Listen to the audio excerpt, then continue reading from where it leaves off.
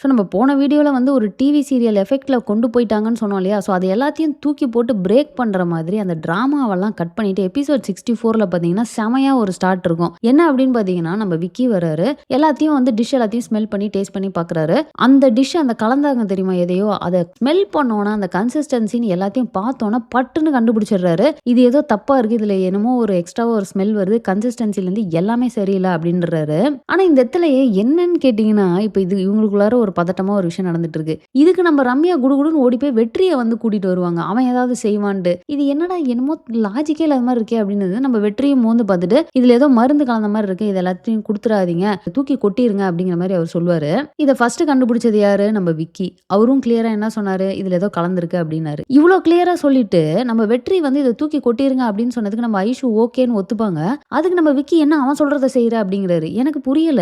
First இதுல ஏதோ கலந்திருக்குன்னு சொன்னதே விக்கி தான். அப்ப இத தூக்கி கொட்டாம வேற என்ன பண்ணுவாங்க? இதுக்கு எதுக்கு இவரு கோவப்படுறாரு? அப்படிங்கிற மாரி அந்த இடத்துலயும் எனக்கு லாஜிக்கே இல்லாத மாரி இருந்தது. அண்ட் இதுக்கு அடுத்து மறுபடியும் ஒரு சீரியல் சீனுங்க. அதாவது நம்ம பிரியா மட்டும் ஏன்னு தெரியல இந்த டிவி சீரியலோட அந்த வர சீன்ஸ் எல்லாமே தான் நம்ம பிரியா குடுத்துருக்காங்க. பிரியா என்ன பண்ணுவாங்கன்னு தெரியுமா? மருந்து கலந்து இத தூக்கி கொட்டிட்டாங்க அப்படிங்கிறது தெரிஞ்சோன, இவங்க வேகமா போயிட்டு அந்த இடத்துல எல்லாரும் கெஸ்ட்லாம் இருக்காங்க இல்லையா? ஸோ கொஞ்சம் தூரமா நின்னுட்டு அங்கருந்து ரூம் சர்வீஸ கத்தி கூப்ட்டு, நெடுமாறனோட டிஷ் வந்து ஏதோ கெட்டு போயிருச்சா? இல்ல ஏதோ சம்திங் அது நல்லா இல்லையாமா? அப்படிங்கிற மாரி ஏதோ கத்தி அங்கருந்து சொல்றாங்க. கெஸ்ட் காதுலலாம் அது போய் சேருதாமா. சோ இது என்ன நினைச்சு பண்ணாங்க? ஒருவேளை இது வந்து பெரிய அவமானம் ஆயிரும் நம்ம நெடுமாறன் பண்ணாங்களா? இல்ல ஏன் இவ்ளோ இறங்கி வந்து சீப்பா என்னென்னமோ பண்ணிட்டு இருக்காங்க இந்த பிரியா அப்படின்னு தெரியல. இந்த சீன் இப்ப இப்படி காட்டுனாங்க இல்லையா? இது எங்கேயுமே ஒட்டாதுங்க. இதுக்கு அடுத்து இந்த எபிசோட் ஃபுல்லாவே பார்த்தீங்கன்னா, இது இப்ப காட்டுனதோட அப்படியே விட்டுருவாங்க. இதுக்கான ஒரு வெயிட்டேஜே இல்லாம இருந்தது. ஸோ மேபி இந்த ஒரு சீனே வைக்காம இருந்திருக்கலாமோ அப்படின்னு தோணுச்சு. ஸோ நெக்ஸ்ட் வந்து ரொம்ப சூப்பரான ஒரு சீனுங்க. அதாவது நம்ம ஐஷுவுக்கு வந்து அதாவது அவங்க அக்கா வந்து ரெடி ஆவறது, தனியா இருக்கிறது, அவங்க ஃபீல் பண்ணிக்கிட்டு அழுதுட்டே இருக்கிறதெல்லாம் பார்த்துட்டு அவங்களுக்கு வந்து ரொம்ப கஷ்டமா இருக்குது. நேரா நெடுமாறன்ட்ட போய் பேசலாம் அப்படின்னு சொல்லிட்டு போவாங்க. நம்ம நெடுமாறன் பார்த்தீங்கன்னா, "என்னது கெஸ்ட்டோட கல்யாணத்துக்கு அரேஞ்ச்மெண்ட்ஸ்லாம் பண்ணாம இங்க என்ன பண்ணிட்டு இருக்க?" அப்படின்னு கேட்பாரு. ஸோ அத கேட்டோனே இன்னும் நம்ம ஐஷுக்கு பயங்கரமா ட்ரிகர் ஆயிருது. என் மேல வச்சிருந்த நம்பிக்கைய நான் கெடுத்துட்டேன். எனக்கு நல்லாவே தெரியும். அங்க அக்கா வந்து யாருமே இல்லாம தனியாவே நின்னுட்டு இருக்கிறா. ஸோ அதெல்லாம் என்னால பார்த்துட்டு சும்மா இருக்க முடியாது. அவ எவ்ளோ பிளான் பண்ணியிருக்கா. நம்மள தேடி தேடி வரா. நம்ம வந்து கல்யாணத்துல அவ கூட இருக்கணும்னு அவ ஆசைப்படுறா. She needs as. இந்த ஒரு சின்ன ஈகோக்காக என்னால வந்து அவள வந்து என் லைஃப்ல இருந்து இழந்துற முடியாது. என்னால மிஸ் பண்ண முடியாது. நீங்க தானே சொல்வீங்க பிளட் இஸ் திக்கர் தென் வாட்டர் அப்படின்ட்டுன்னு சொல்லிட்டு பயங்கரமா பேசுவாங்க. ஒண்ணும் நச்சு நச்சுன்னு இருக்குங்க. அதாவது ரொம்ப ஓப்பனா அவங்களுக்கு தோன்றது எல்லாத்தையுமே சொல்லிட்டு, நான் வந்து அந்த கல்யாணத்துக்கு போறேன். ஆனா ஒரு ஷெஃபா கிடையாது. அவளோட தங்கச்சியா நான் போறேன். ஐ அம் ரியலி சாரி அப்படின்னு சொல்லிட்டு இங்கேருந்து கிளம்பி போயிருவாங்க. அண்ட் திவ்யா பார்த்தீங்கன்னா, அந்த இடத்துல தனியா நின்னுட்டுருக்க மாரி காட்டுவாங்க.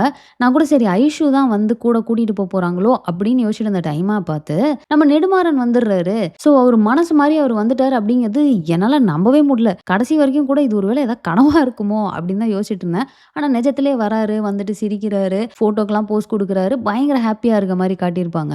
ஆனா அது மட்டும் இல்லாம திவ்யா வந்து சின்ன வயசுல எங்க அப்பா எனக்கு ஒரு ஸ்வீட் பண்ணி குடுப்பாரு. அது எனக்கு ரொம்ப பிடிக்கும். அது எனக்கு வேணும் ஸ்பெஷல் டிஷ்ஷான்னு கேட்டிருப்பாங்க தெரியுமா? ஸோ அத அவரு செஞ்சு வச்சிருக்காரு. ஐஷுவ போய் கொண்டு வர சொல்லுவாரு. ஆனா இதுல எதிர்பாராத விதமா ஒரு ட்விஸ்ட் ஒண்ணு வச்சிருப்பாங்க. என்ன அப்படின்னு பார்த்தீங்கன்னா, நம்ம ஐஷு போறாங்க. ஹேப்பியா அந்த ஸ்வீட்லாம் எடுத்துட்டு வராங்க. ஆனா அது எடுக்கிறப்ப பார்த்தீங்கன்னா, பக்கத்துல இவரு தான் அந்த சின்ன வயசு ஃபோட்டோவ பார்த்துட்டு ஃபீல் பண்ணிட்டு இருந்தார்ல, அந்த ஃபோட்டோலாம் பக்கத்திலேயே வச்சிருக்காரு. அது வந்து ஃபர்ஸ்ட் ஃபோட்டோ பார்த்தீங்கன்னா, நெடுமாறனும் திவ்யாவும் இருக்க மாரி இருக்கும். அத எடுத்து பார்த்து சிரிச்சுக்கிட்டே அடுத்தடுத்த ஃபோட்டோவ எடுத்தா, அதுல அவரு சிதம்பரமோட எடுத்த ஃபோட்டோ இருக்கும். அதுவும் அவரும் சிதம்பரம் மட்டும் நிக்கிறாங்க. இது பார்த்தாதுன்னு இவரு கீழ வேற சீக்கா அப்படின்னு வேற எழுதி வச்சிருப்பாரு. இத பார்த்தோனே நம்ம ஐஷுக்கு இங்க வந்து லியோன்ட்டு ஒரு கெஸ்ட் ஒருத்தர் ஸ்டே பண்ணியிருந்தாரே, அவரு சீக்கா சீக்கான்னு கத்திக்கிட்டே இருந்தப்போ கூட, நெடுமாறன் எனக்கு சீக்கான்லாம் யாரையுமே தெரியாது அப்படின்ற மாரி சொல்லியிருப்பாரு. அப்ப இது என்னது இது? ஏன் இவரோட ஃபோட்டோ எடுத்திருக்காரு? அப்படிங்கிற மாரி அவங்களுக்கு அது ரொம்ப உறுத்துது. இதோட நிறுத்தாம அவங்க ஃபோன எடுத்து அந்த ஃபோட்டோ வேற ஒரு ஃபோட்டோ எடுத்துருவாங்க. அதெல்லாம் வந்து செம்ம அல்டிமேட் அன்எக்ஸ்பெக்டடா இருந்தது. ஸோ நம்ம ஐஷு இதோட நிறுத்தாம என்ன பண்றாங்க அப்படின்னு பார்த்தீங்கன்னா, அவங்க அப்பாட்டயே போயிட்டு இது யாரு அப்படின்னு வேற கேட்குறாங்க. அவரு அவ்வளோதான் செம்ம டென்ஷன் ஆகுறாரு. இதோ இப்ப கூட தான் ஒருத்தவங்களோட செல்ஃபி எடுத்தேன். அவங்களோடயும் நான் சிரிச்சுட்டு தான் ஃபோட்டோ எடுத்தேன். எனக்கு இது யாருன்னுலாம் எனக்கு தெரியாது அப்படின்றாரு. பி வித்தின் யுவர் லிமிட்ஸ் அப்படின்னு சொல்லிட்டு டெலிட் இட் அப்படின்னு கோவமா சொல்லிட்டு அங்கருந்து கிளம்பி போயிடுறாரு. ஆனா நம்ம ஐஷுக்கு இது ஏதோ தப்பா இருக்கே அப்படிங்கிற மாரி அவங்க ரொம்ப டவுட்ஃபுல்லா நின்னுட்டு இருக்காங்க. எனக்கு இதுல ஒரே ஒரு டவுட் தான். அதாவது ஐஷுவோட வீட்ல போயிட்டு எல்லாம் ஸ்டே பண்ணியிருந்தாங்க தெரியுமா? அதாவது அவங்க வெற்றியோட அம்மா அண்ட் தங்கச்சிலாம். ஸோ அப்ப இந்த ஃபோட்டோஸ வந்து எடுத்து காட்டிக்கிட்டு இருந்தப்போ, அதுல சிதம்பரமோட ஃபோட்டோ அதுல இருந்தது. அத பார்த்து தான் நம்ம நெடுமாறன் ஒரு மாரி டென்ஷன் ஆகி அங்கருந்து போயிருப்பாரு. பட் அந்த ஃபோட்டோவ ஐஷு பார்த்தாங்களா? பார்க்கலையா? ஸோ இது போக பார்த்தீங்கன்னா, அதாவது இந்த தீபக் இருக்காரு இல்லையா? அவரு திரும்ப வந்துடுறாரு. வந்தவர் சும்மா இல்லாம நேரா ராஜன போய் பார்த்து, "குழந்தை வந்து அப்பா இல்லாம வளரக்கூடாது. எனக்கு வந்து குழந்தையோட ஃபியூச்சர நெனச்சா ரொம்ப பயமா இருக்கு. எனக்கும் ரியாக்கும் இருக்க பிரச்சனை வந்து குழந்தைய அஃபெக்ட் பண்ணிட போகுது." அப்படின்னு பயங்கரமா பேசிட்டு, "நான் என்ன பண்ணாலும் ரியா என்கிட்ட பேசவே மாட்றா. நீங்க தான் எப்படியாவது அவள்ட்ட கன்வின்ஸ் பண்ணி என்ன பேச வைக்கணும். நீங்க நீங்க சொன்னா அவ கேட்பான்னு சொல்லிட்டு நம்ம ராஜன்ட்டே போயிட்டு கேட்டுருவாரு. அண்ட் அடுத்து பார்த்தீங்கன்னா, அந்த ஃபங்ஷன் நடந்துட்டு இருப்பவும் நேரா ரியாட்ட போயிட்டு பேச போவாரு. எனக்கு ஒரே ஒரு சான்ஸ் குடு, ஒரே ஒரு சான்ஸ் குடுன்னுவாரு. பட் நம்ம ரியா ரொம்ப கிளியரா, நான் ஓப்பனாவே சொல்றேன். நான் ரொம்ப நல்ல மூட்ல இருக்கேன். உன்ன பார்த்தோனே எனக்கு பயங்கரமா கடுப்பாயிருச்சு. தயவு செய்து என்ன விட்டுரு அப்படின்ற மாரி சொல்றாங்க. சரி ஓகே நான் போயிட்டு அப்புறமா வரேன் அப்படிங்கிற மாரி அவரும் போயிடுறாரு. டேய் அவர பார்த்தா எனக்கே டென்ஷன் ஆகுது. அவரு எப்படி திருந்த போறாரா இல்லையான்னு தெரியல. அதாவது இந்த எல்பிடபிள்யூல அந்த ராஜீவ் கேரக்டர் இருக்கு தெரியுமா? கிட்டத்தட்ட அதோட ஒரு வெர்ஷன் மாரியே தான் எனக்கு ஃபீல் ஆகுது. ஸோ அவ்வளோதாங்க இந்த வாரம் அந்த 4 எபிசோடையும் நம்ம ரிவ்யூ பண்ணிட்டோம். ஸோ நீங்க ஆல்ரெடி 4 எபிசோட பார்த்துட்டீங்க அப்படின்னா, நீங்க என்னலாம் ஃபீல் பண்ணீங்க அப்படிங்கிறத மறக்காம கமெண்ட்ல போட்டுருங்க. சேனல சப்ஸ்கிரைப் பண்ணி என்ன சப்போர்ட் பண்ணுங்க. தேங்க்ஸ் ஃபார் வாட்சிங். Bye by.